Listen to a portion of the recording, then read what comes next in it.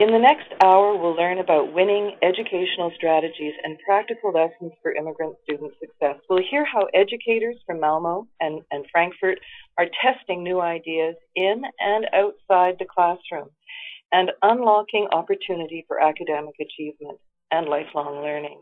Remember, you can submit questions you have for our international presenters in the Q&A period at any time during today's session.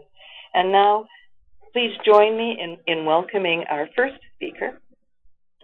From Malmo, we have Anna-Karin Hedenskog, who is Principal Mother Tongue Education Department with the City of Malmo in Sweden, where local authorities have taken a national education strategy, tailored it to meet the needs of city classrooms, and invested in teachers to deliver academic success.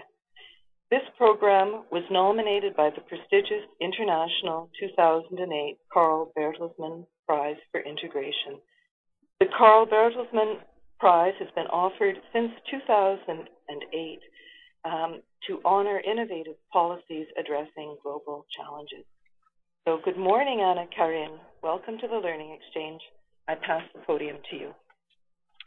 Thank you very much for the invitation, and I'm honored to be online today. First of all, I would just give some background views before I go into the project. As you can see on the slide here, Malmö is in the south of Sweden, situated just opposite Copenhagen.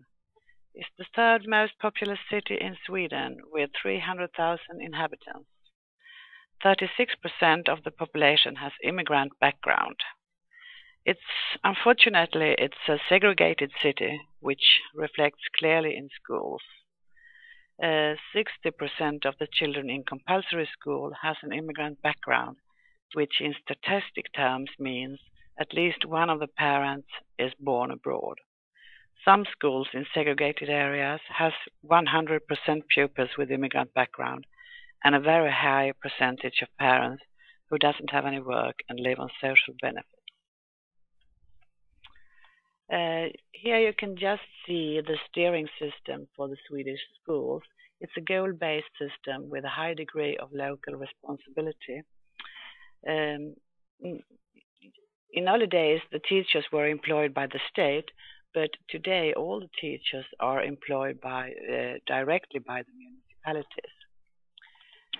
The overall national goals are set out by the Swedish Parliament and government, and I will comment on the Education Act, giving us possibilities to do different in different parts of the country.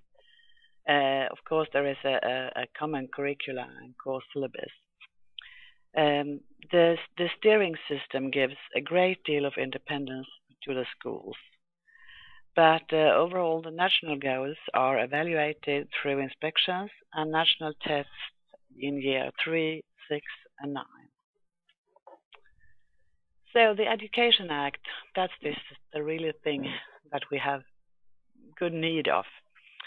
It gives possibilities to the project that I will present. Mother tongue education, it's within the curriculum.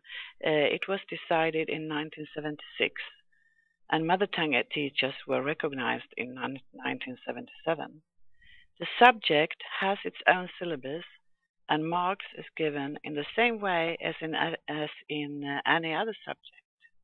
It's voluntary for the parents to decide if they want to enroll their children or not. The Education Act says that a pupil who has at least one parent with another mother tongue than Swedish has a legal right to study his mother tongue if A, it's a daily used language at home, and B, the pupil must have basic knowledge of the language. The municipalities must follow this law if there is 5 pupils or more who wishes to study the language.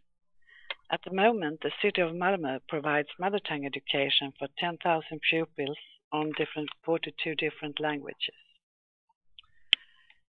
The next point is the bilingual education, which is a part of the Education Act as well. It says that pupils who has another language than Swedish as a daily used language with one or both of the parents can be offered tutoring in that language. Before starting such an alternative, it should be reported to the National School Inspection. The Act regulates that maximum 50% of the total time in compulsory school can be used for teaching on mother tongue, and it also says that the planning should be that the Swedish part increases over the years. This act has been used for many years to provide education in Finnish, since that is one of Sweden's recognized minorities, and also in English. So the background of the project is that the Education Act gives the principal possibilities to arrange bilingual education. Malmo, like I said, is a very segregated city with very low interaction with parents, also low goal fulfillment. We wanted to offer to the parents for giving the possibility to their children to learn how to read and write based on the pupil's native language. We know that international research shows that bilingual education and a well-developed mother tongue gives better results among immigrant pupils, especially in segregated areas. Initiative from me in discussions with principals in the city of Malmö and the background given on this slide was the start of the project in 2005. Well, what did we want with this? Of course, we wanted to try to reach bilingualism for children, higher goal fulfillment, interaction with parents, integration, and increased desire to learn. What I can say is that this was an offer to the parents and a way for the schools of keeping the Arabic children in the ordinary school system. Since cooperation between school and home is one of the cornerstones in school politics in Sweden, it was necessary to improve in their interaction with parents. Many of the parents were not familiar with the school's expectations, cooperation, and support from home. How we started? Well, the implementation of the project started with finding teachers who were interested in taking part in the project and were well educated in bilingualism. The aim was to make an offer to the parents, like I said, that their children would be introduced to reading and writing by using their native language, and that the subject teaching should be both in Swedish and in mother tongue. The teachers involved should also be offered a coaching dialogue with the principal. A contact was taken with the University of Malmö, asking them to follow and evaluate the project. It was important for us to get a Swedish study of the project, since none such was existent. Well, the results. If we start with the parents, they have appreciated bilingual education and emphasized the importance of mother tongue for their children. At the same time, they emphasized the importance of Swedish. They regarded bilingualism as an asset and wanted their children to become bilingual and bicultural. When talking to the pupils, well, they are clear about the mother tongue teacher's importance for language development and thereby their own school development. But they feel that the most knowledge development only takes place when classes are held in Swedish. But they also say that their language is important. After year 1 in these classes, most of the children are able to read and write both in Swedish and in Arabic. And I think that by itself is a great success. The tests that are made in year 3 and 5 shows that the pupils involved in the project so far has about the same results in Swedish and in math as other pupils, but in addition, high results in Arabic. Total outcome will show during the coming years when a deeper understanding is required for successful reaching of the goals.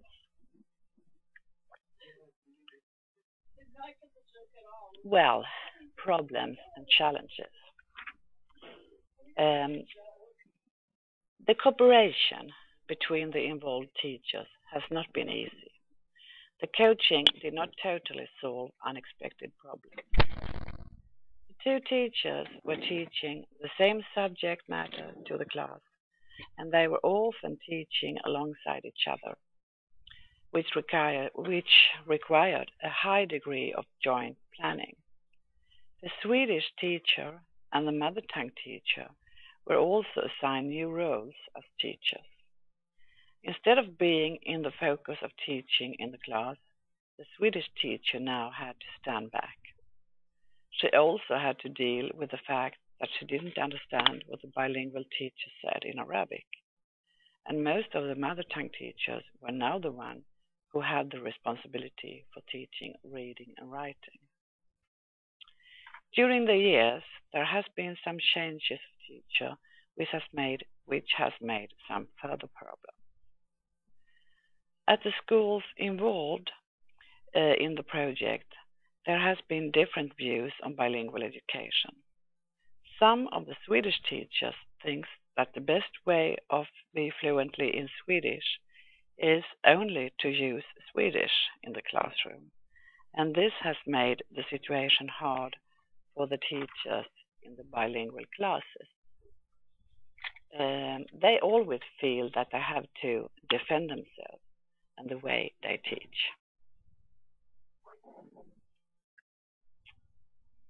Well, what have we learned from this? The first point is a goal, but not easy to reach. You really need a committed principal, qualified teachers, and a positive attitude towards bilingual education. When I first presented this project to the two principals in Malmo, only two wanted to join the trip, so to say. It's hard to find people who really are convinced that this is the best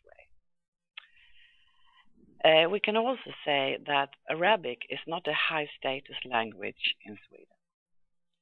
It's no discussion if you do similar teaching based on English or Spanish. Well, everyone applauds you about that. And some teachers are also really convinced that it will complicate for the children's possibility to learn Swedish if they learn how to read and write from, so to say, the wrong way, from the wrong side, from the right to left instead of left to right. Well, although the project has been followed by the University of Malmo, the written documentation is still not presented. And that's really something that troubles us because it's 6 years since we started. And we have been pushing them to get the written report because that's what we need to, so to say, defend our project because the politicians want results.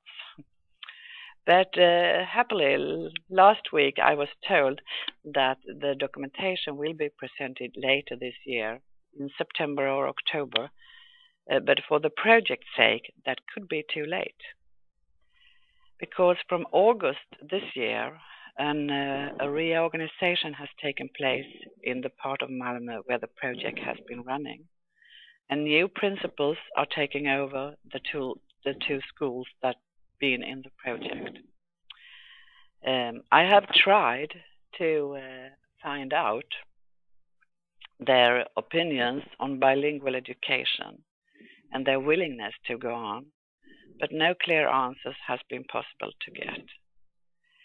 And this is really the problem, that we don't see it as a sort of project. We see this as ordinary education in compulsory school, just adding another language and with a higher goal fulfillment.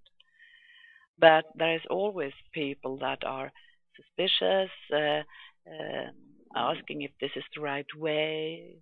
Could you really be good in Swedish if you doesn't use it all the time? The problem in segregated areas is that there are no Swedish-speaking pupils around. You could find a lot of pupils from different countries, but none of them have Swedish as their first language. and the Swedish that are used among the children are not correctly Swedish. It's a very different sort of Swedish. So you need to develop language. You need to use it, and that is really the problem in Malmö. The only use, if you live in the segregated area, the only time you really need to speak Swedish is when you meet your teacher. Otherwise, you can have a full life with your native language.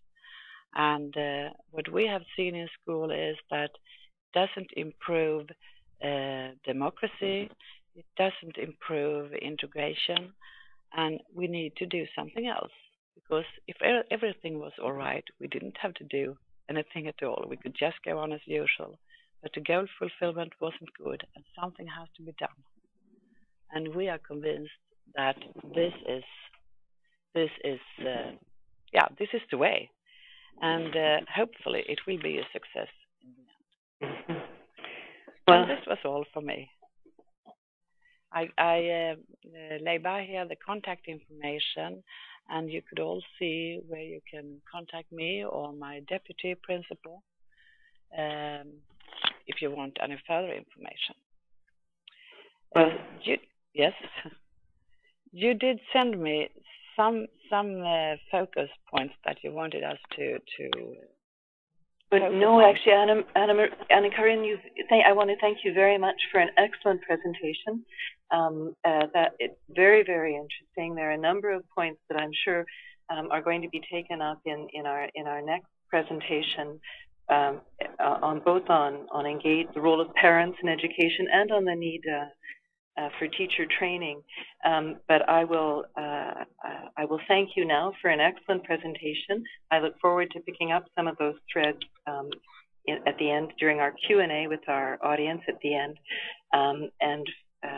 I look forward and hope that you'll be sharing that report, that September report, on all the success that you have had with your program to date, whatever the challenges, the ongoing challenges may still be.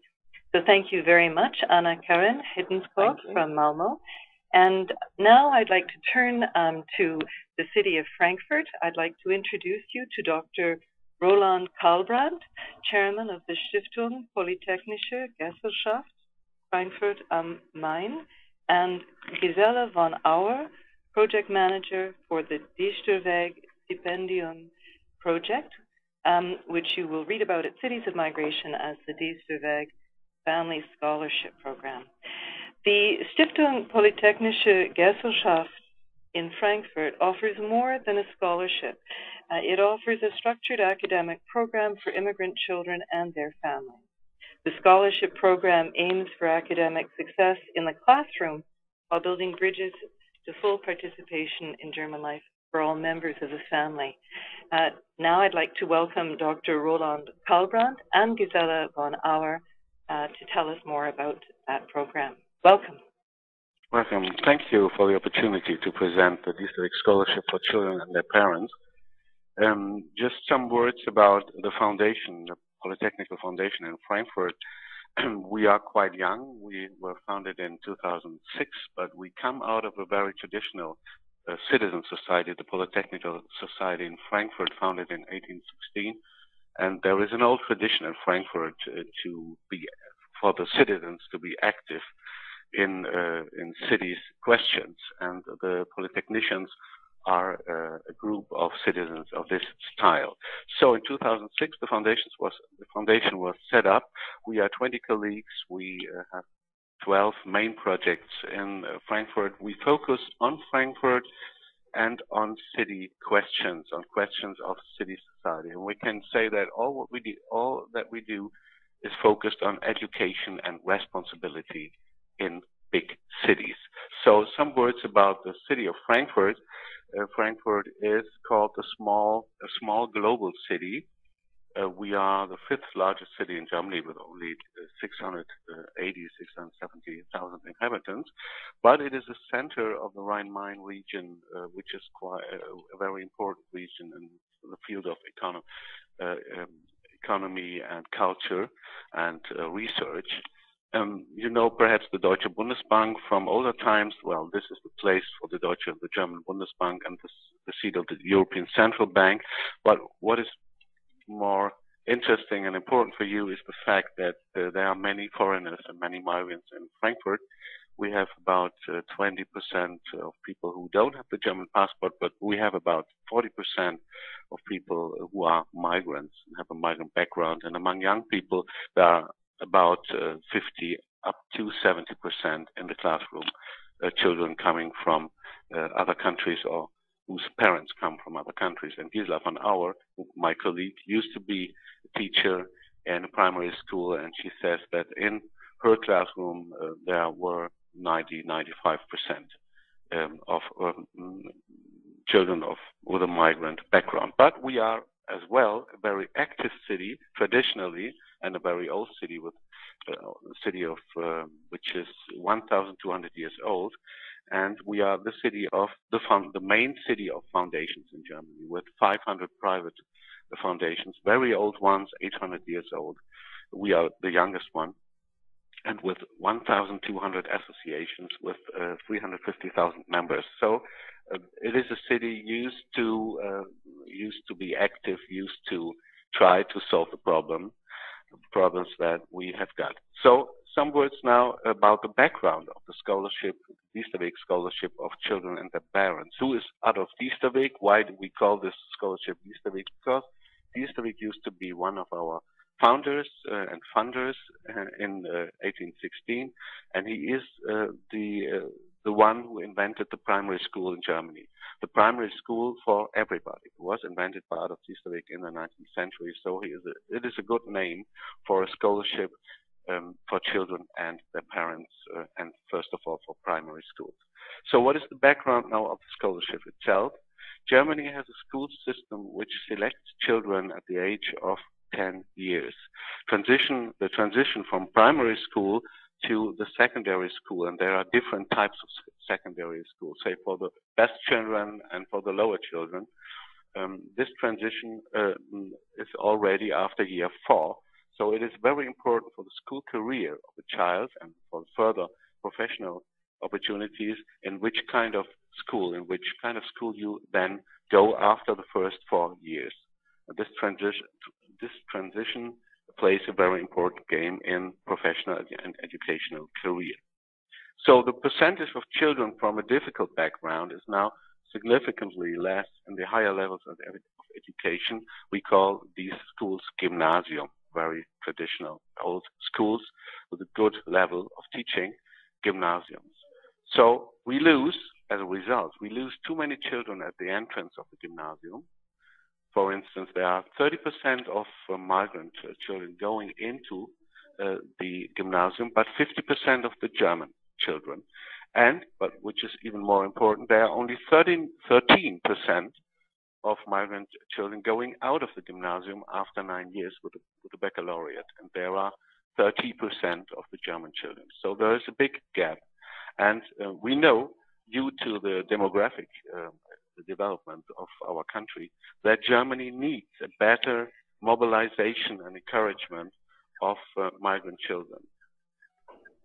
On the other hand, there is a significant group of primary school children coming from difficult situation, which has a good potential for talents and performance.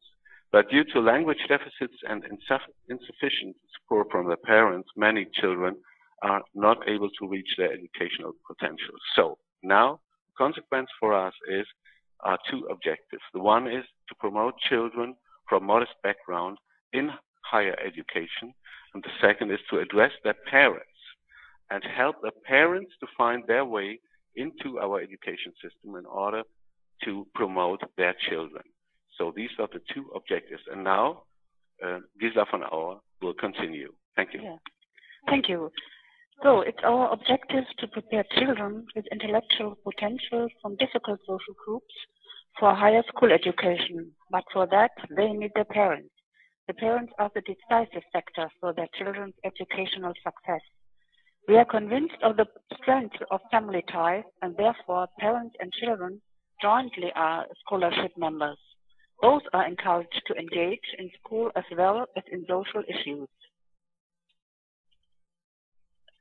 Families cannot apply themselves, but are recommended by their primary school teachers at the end of grade 3, because grade 4 determines the direction of the child's further school education.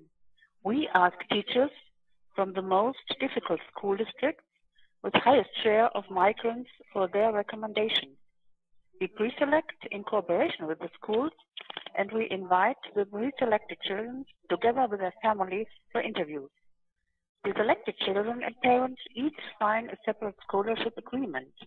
In an impressive inauguration ceremony with invited VIPs like the Vice Prime Minister of the State of Hessen, the families experience their first public appearance. Moreover, they get a feeling of acceptance and recognition. For the second generation we had 87 recommendations. 30 families with 32 scholarship children have been accepted. Together with their brothers and sisters, there were altogether 129 persons. They come from 27 primary schools in 20 districts of Frankfurt. Most of the children have been born in Germany, in Frankfurt, but their parents originate from 16 different countries. The majority is from Morocco, followed by Turkey, but there's also one German family. The scholarship covers a 2-year period, grade 4 in primary and grade 5 in secondary school. Major features are the children's and parents' academies, always for a full Saturday, during which they work on topics like German language, literature, science, art and music, theater and nature.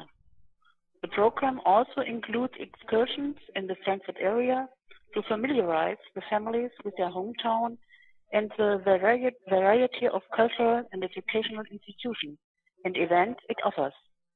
However, most important is the intensive and personal mentoring of the families. The European Forum for Migration Studies evaluated the results of the first scholarship generation, 2008 to 2010. It confirmed that all objectives of the scholarship have been achieved. Not only that the children successfully continue their higher educational career, but also the parents are better informed about educational issues and feel more accepted by the German society. This slide here depicts the local institutions, establishments and partners that contribute to the success of the scholarship. They are most interested in cooperating with us and support our work because we bring them a group of clients with a social background they usually do not reach. All of the partners have been very impressed by the open-minded and keen on learning new things scholarship family. So just to come to the end of our presentation, what are we doing by promoting a scholarship, a family education scholarship for children and their parents? It is in fact to bring 3 things together which are divided in an exaggerated division of labor. This is family, education, and institutions. We put the D-Week scholarship for children and their parents in the middle of these 3 factors, and we try to get these factors, to put these factors again together. Because the fact is that the parents are shy and have a certain distance to schools, to institutions, to libraries, to everything which is institution of education in Frankfurt. But we need to pave the way for these families that they can find their own way to these institutions of education, because this is the way of integration. But the key to this way is a personal relationship. It is not an internet page. It is not a flyer. It is not a hotline on the telephone. It is a fact to address these people personally and to take them by the hand and to bring them to these institutions so that they have self-confidence and then confidence. This is our experience. But it is the way to put these things together to bring parents to school again. The gymnasium in Germany, so the secondary school, is quite academic, and these parents very often are scared in front of such a traditional institution.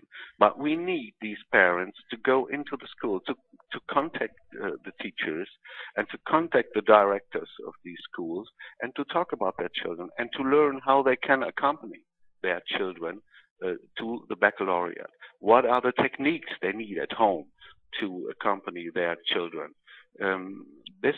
These are techniques someone can learn, but we have to bring them to school in order that they can learn these techniques. So we need to put things together which are divided in our education system, and this is what the Diesterweg Scholarship tries to do. What we try in the same time is to give a certain school training for teachers in order to give them the chance to learn how they can address families and not only children. So there's a 2 or 3 way training that the Diesterweg Scholarship develops. So at the very end of our presentation, we are not alone with the foundation. We have a partnership with the federal state of Hessen. You know that Germany has 16 federal states. Hessen is one of them. So we have this partnership with the state of Hessen, which is quite important, so that the things are official that we do. I only wanted to emphasize on the fact that we are not alone, that the Diesterweg Scholarship is a cooperation project run by the foundation, but in cooperation with the state of Hessen, so with the Ministry of Education, with the city of Frankfurt, and with other foundations, and that already other cities in Germany are now interested in this scholarship. And we are on the way to Hanover in the north of Germany with a second Diesterweg Scholarship, and maybe a third one next year in another big city in Hessen. So we have the feeling that our experiences may be interesting for cities of migration and of migration. And with this word, I would like to finish my presentation, and thank you for your attention. Thank you very much, Dr. Kalbrandt, and thank you, Gisela Vanauer, for joining us. And we look forward to learning more about the Stipendium project, and congratulate you for now starting to replicate this wonderful program in other cities. I think we are going to put our poll question back on screen very quickly and allow our audience to respond to the question: what is a key priority to help immigrant students succeed? So please click on what would be the most meaningful result for you in your city of origin. I've got lots of people, lots of responses coming in. We'll publish the poll as soon as things quiet down there. We have excellent. Very good. And then we're going to move right into our poll questions. So let me broadcast the results. To the question, choose a key priority to help immigrant students succeed, we learned that for most of our audience today, it was indeed parental and family support, and that the second most significant factor was intercultural approaches in curriculum development, followed by second language development, and all these results are still shifting, but we should have a, anyways, that's very interesting. We'll put that online for everyone a bit later. But right now what I'd like to do is I'd like to move directly into our question and answer session. And the first question that I'm going to ask both of our speakers today is both in Frankfurt and in Malmo. It's interesting that both of these programs have identified the family as a critical lever for student achievement. That's been corroborated by our poll.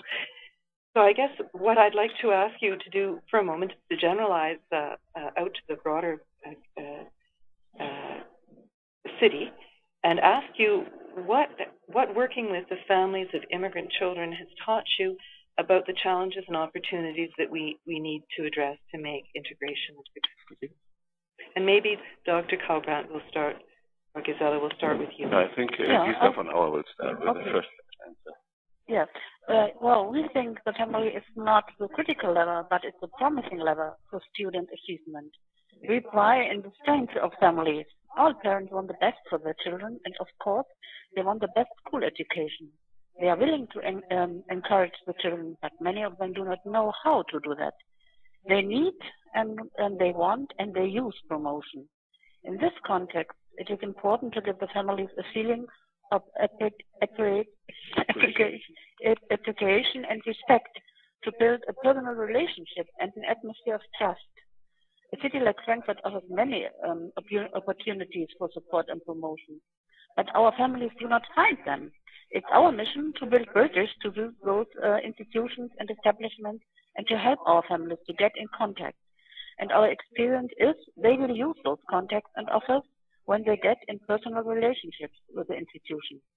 And the result of all that is they feel more welcome in our city and country and get a feeling like this is my hometown, my home state, and this is my home country. Mm-hmm.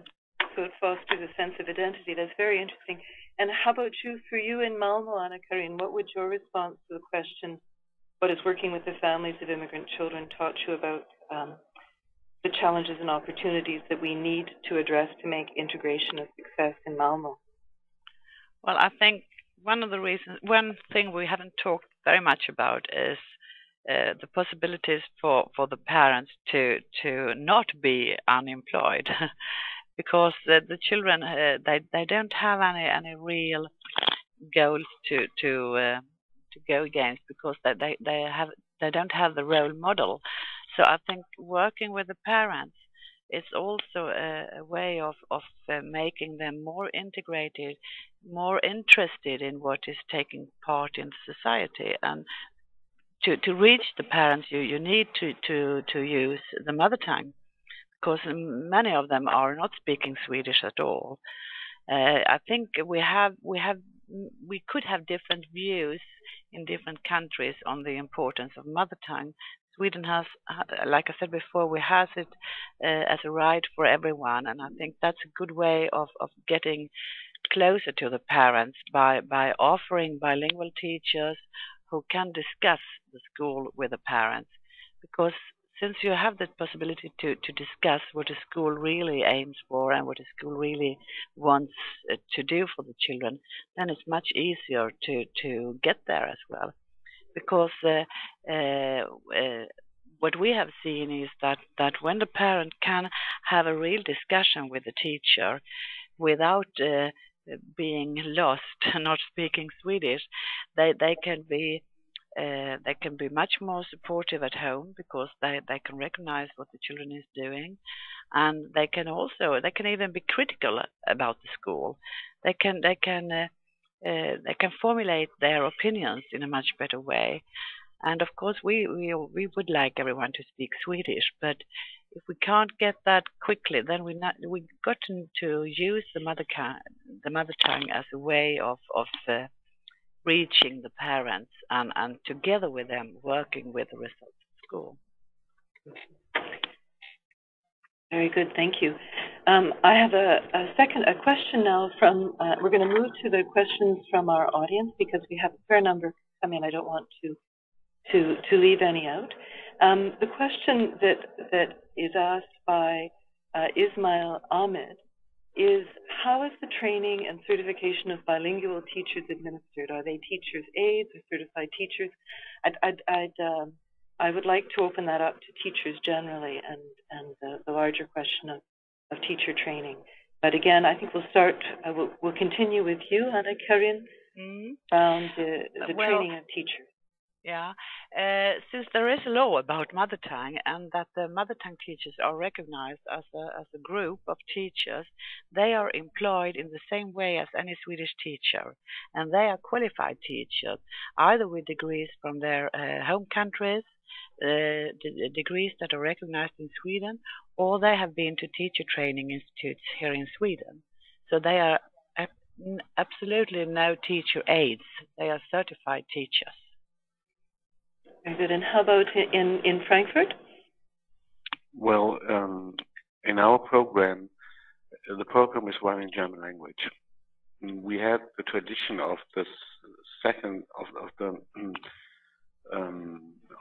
the the original language training in the 70s and 80s, but in the last years we saw that we had the understanding that the most important things for the families and for the children is to speak fluent German. And we have so many different languages in a classroom. For instance, 18, 20 different languages is normal in Frankfurt. There's not one big Turkish group or one big Arabic group. We have many, many different language backgrounds, so that there is, for us, is the only way to have one language. And we speak a very simple German, and everybody feels comfortable in the program with this simple German, because, I mean, they came to Germany in order to live here and to have their future life in this country, and there is a certain interest to learn this language, and there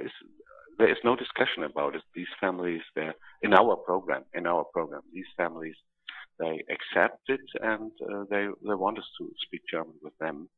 And if there is a problem with French translation, we have a big network in Frankfurt with other communities, so that without any problem we can have a translator. But it is not necessary. I mean, if you speak a very simple German or English or whatever, these families, they understand and they accept. And we invite them to go to the language training courses which are offered in the city, and we bring them to the institutions where these courses are offered.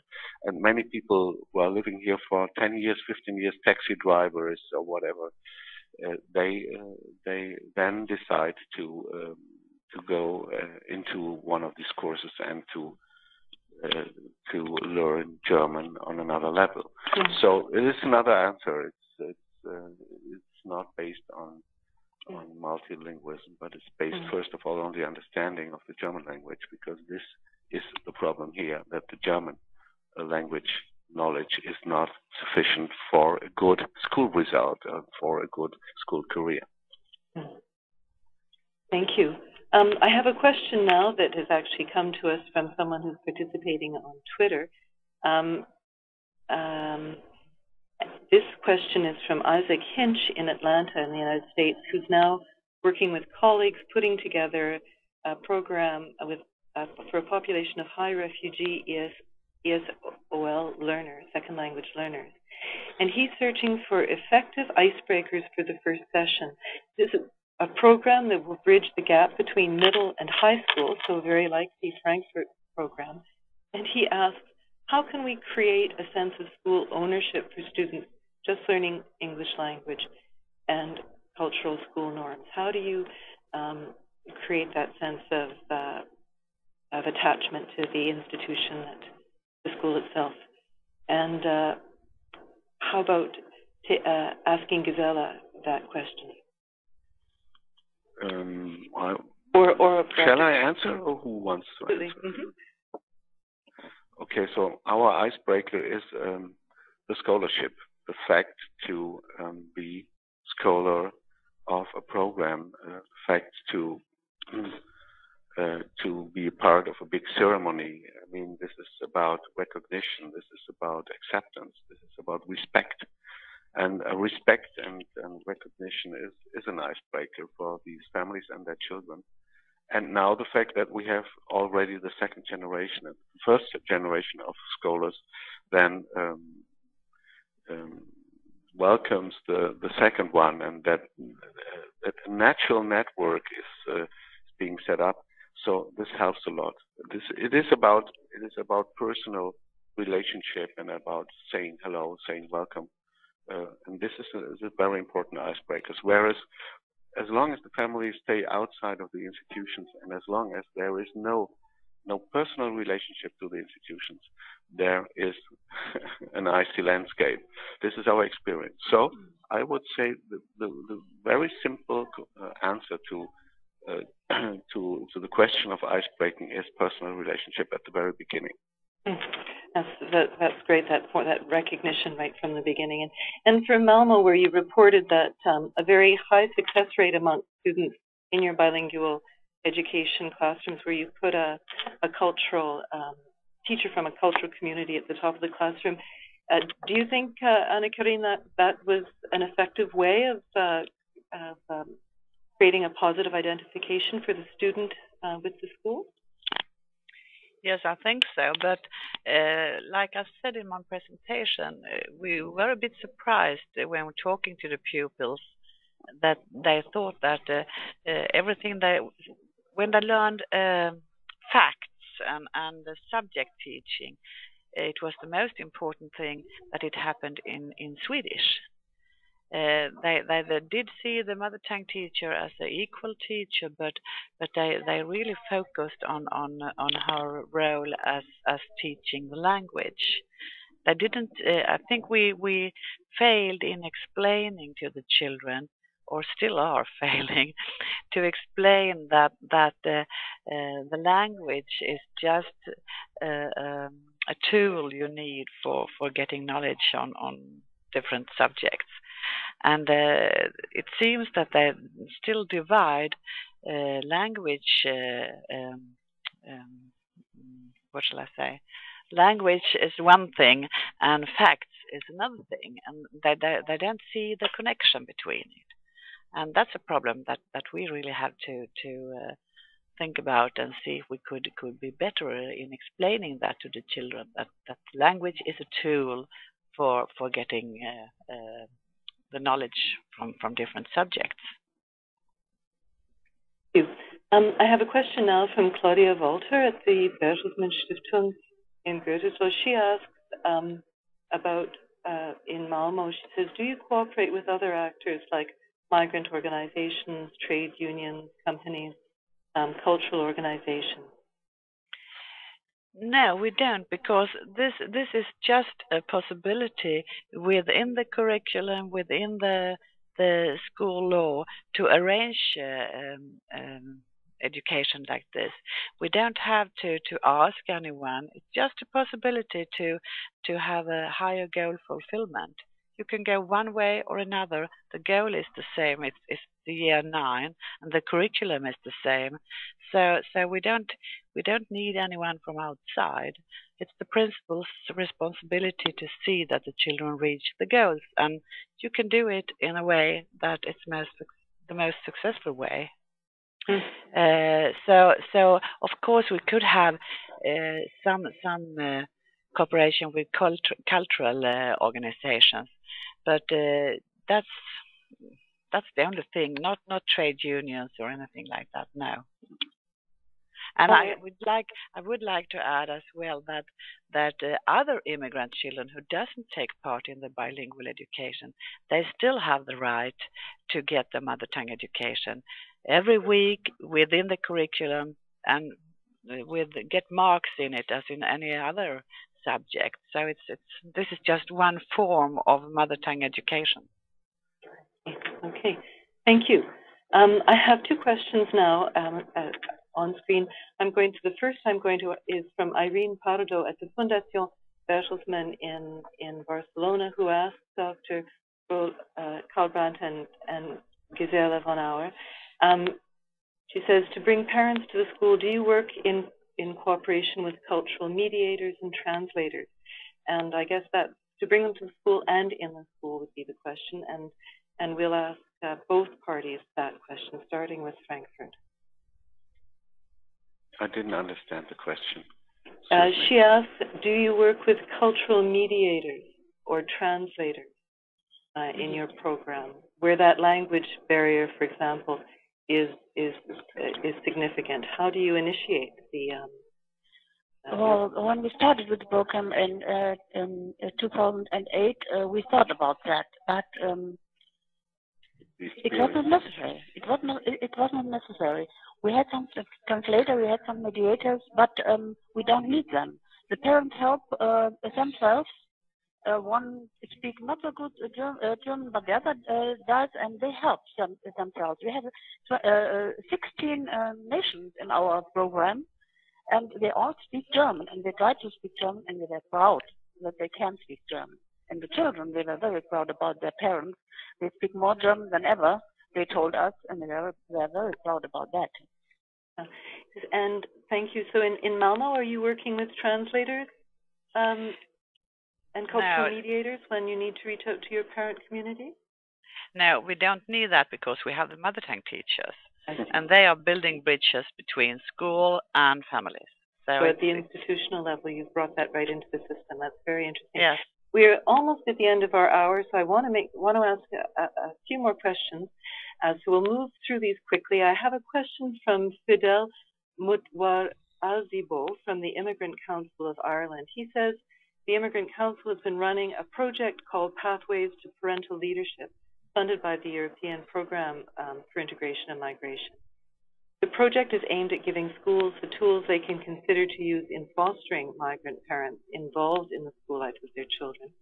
And he asks, the questions he'd like to ask the speakers are, have you considered looking at the curriculum and how it can disadvantage migrants who don't necessarily identify with its content? So the challenge of a monocultural curriculum on the one hand. His second question is, it's pertinent for Ireland, and that is the importance of diversification of members of the teaching profession itself. In Ireland, he says you need Irish language to qualify to train to teach in primary schools, which teachers are role models in many ways, and both speakers suggested the need to have role models. So he asked, and with first hand, I guess we'll take the first question first. What is the issue of curriculum?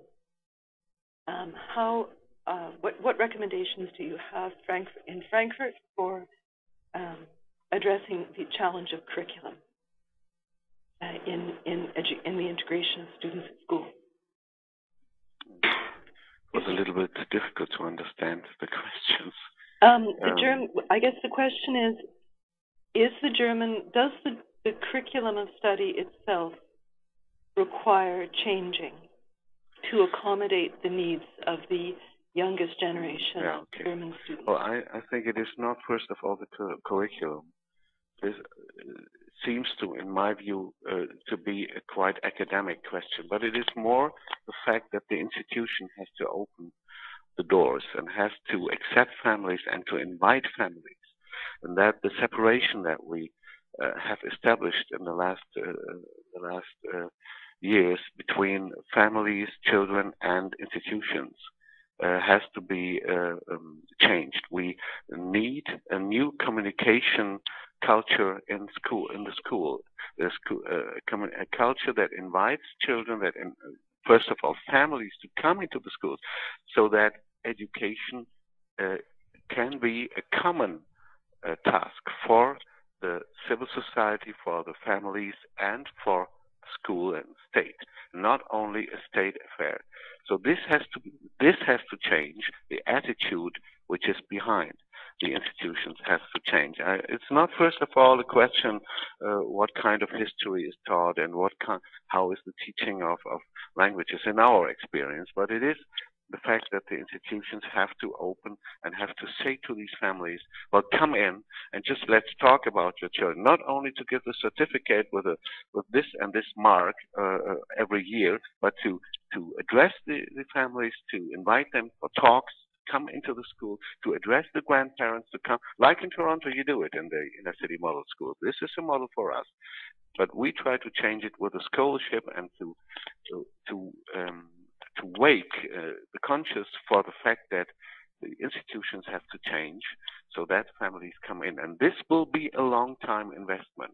If the families are addressed, if the families understand how they can help their children during the school career, this will be a long-time investment. And then we will see that more children coming out of these families will get the baccalaureate afterwards. We invest as a private foundation in the private family structure, but the background is the changing of the communication culture of the institutions. Very good, thank you. And I guess I'll turn to Malmo for the second half of Ireland's question and ask you your thoughts on diversifying the teachers to better support the needs of student learners in the Malmo school system. I could say that the curriculum and the Education Act is really giving all the possibilities to the principals to arrange education that would be good for everyone within the school system. And like I said several times, the mother tongue education is an important part of the Swedish school system. But I think the big problem is that all Swedish teachers are not really changing their way of teaching as time goes. There are many teachers they are good teachers, but they are still teaching as the whole class still is represented only by Swedish children and native speaking Swedish children.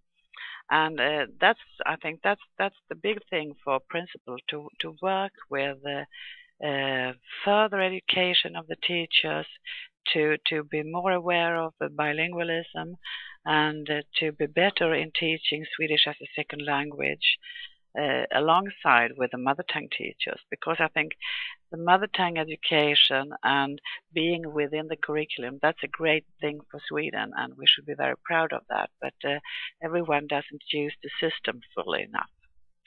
I just want to make a very short picture of what it means.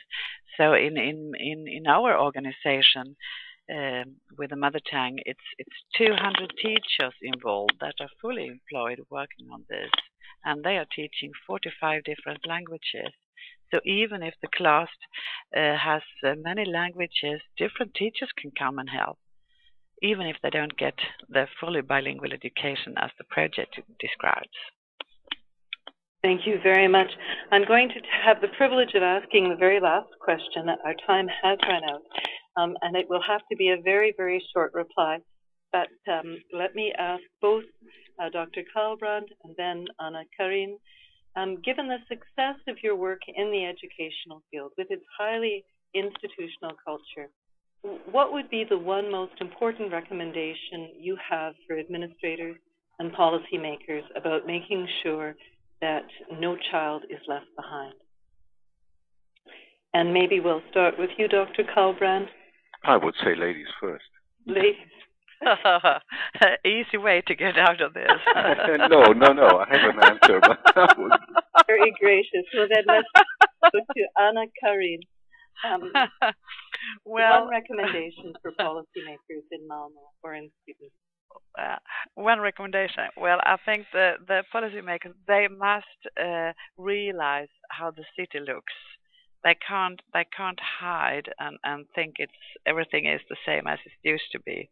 You have to use the documents that you have possibilities to use, and you have to see to the people that live the people that live in the city of Malmo and make the best out of it.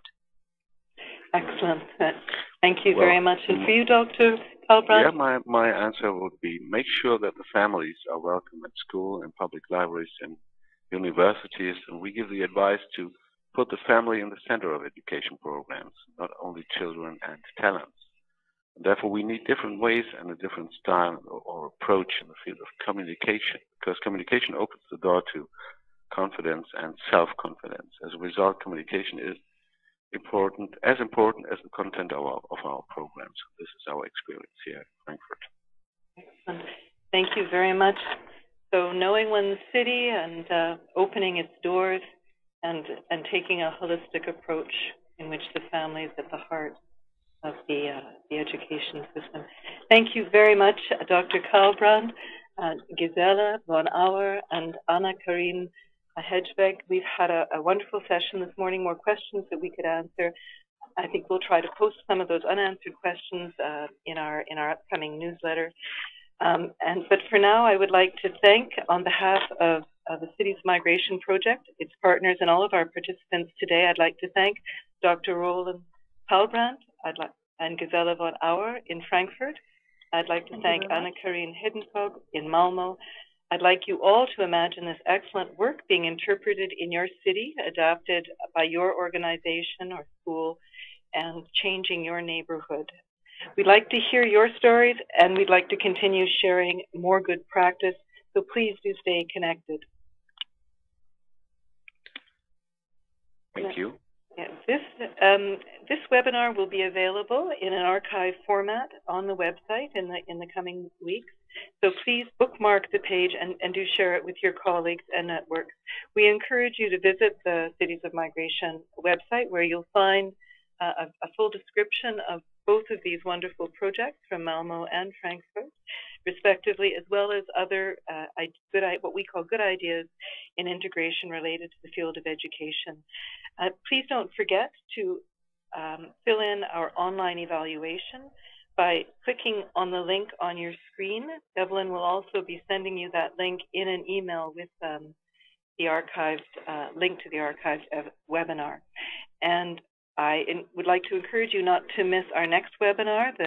Our July webinar is called Raising the Curtain on Cultural Diversity, and we'll look at integrating inclusion into the arts in Auckland and in Toronto. So thank you again once more. It's time to return to our busy urban lives. Do please stay in touch.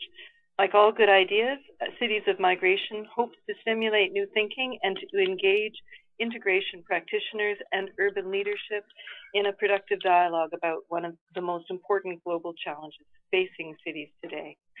So until next time, goodbye, au revoir, au revoir, hola,